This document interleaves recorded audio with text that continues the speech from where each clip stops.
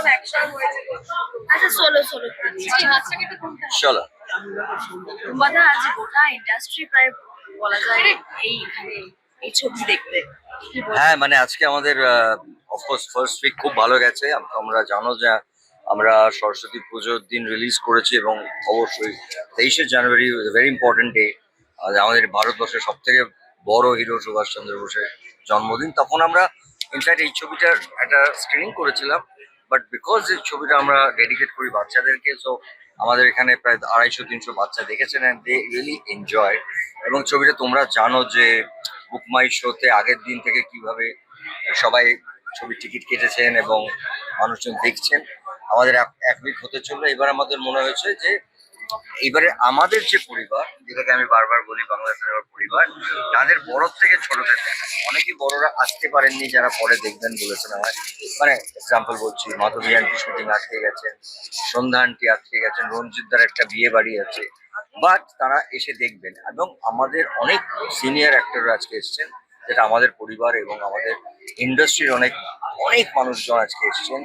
এবং অনেকের যদি আজকে অনেকগুলো কমিটমেন্ট থাকলেও তারা এসে আমাদের সঙ্গে মানে কাকাবাবু সন্তু যোজদের সঙ্গে দেখা করে গেছে।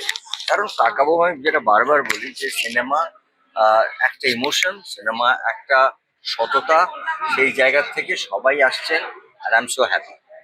দাদা শুভশ্রী ওয়েলডি থেকে সকলেই বলছিলেন যে বেঁধে রাখা দরকার এবং তাই জন্য এই পদ্মশ্রী আসলে সবার সবার বেঁধে রাখা তা আমি প্রথম দিন থেকে বলে আসছি যে এটা তো আমার নয়, মানে এটা একলা মানুষের হতে পারে না। মানে মানে আমার প্রফেশনটাই এমন যে আমাকে প্রত্যেকটা ডিপার্টমেন্ট এবং সেই ডিপার্টমেন্টগুলো আমি আমি সৌভাগ্যবান যে যাদের সাথে আমি কাজ করেছি তার ছেলেরা এখন কাজ করছে।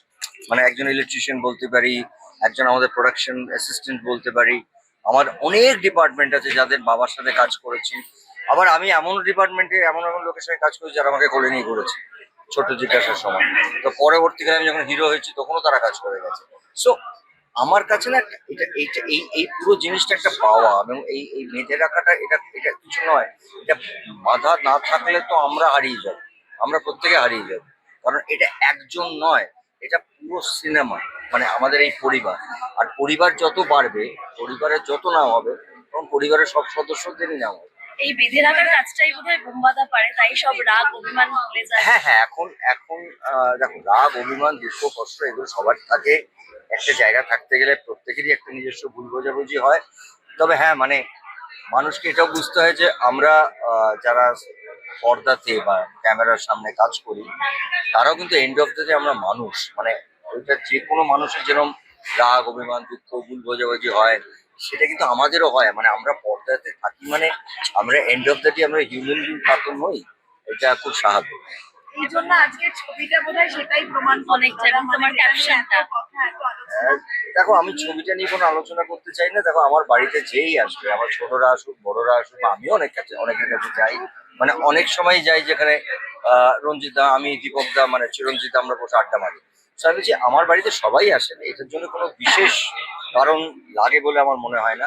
আর তোমরা নিজেরাও সাক্ষী থেকেছো যে পুজোর পরে আমার বাড়িতে একটা একটা পুরো আড্ডা হয় এবং সেটাতে কেউ বাদ থাকে না, ছোট থেকে বড়। তা এইটা চেষ্টা করব যতদিন থাকবো, যে চেষ্টা মানে বেঁচে থাকবো ততদিন, যাতে সবাইকে একসঙ্গে বেঁধে রাখা যায় পারি। বোমবাদা তোমার আজকে ক্যাপশনটা যে কিছু কিছু খারাপ লাগা বড়দেরও সামনে নিতে হয়, স্বাভাবিক, এটাই খুব স্বাভাবিক। বাড়ির যে কোনো বড় মানুষরা যদি কোনো কিছু খারাপও লাগে সেটাকে সামলাতে হয়, সেটাকে আমি কি বলবো, সেটাকে আদর করে যত্ন করে সেটাকে গুছিয়ে। আরেকটা প্রশ্ন, দেবদার প্রতি তোমার যে একটা এটা সবাই খারাপ জানে, লাগা ছিল, আমি খুব ভালোবাসি, স্নেহ করি, সবাই থ্যাংক ইউ।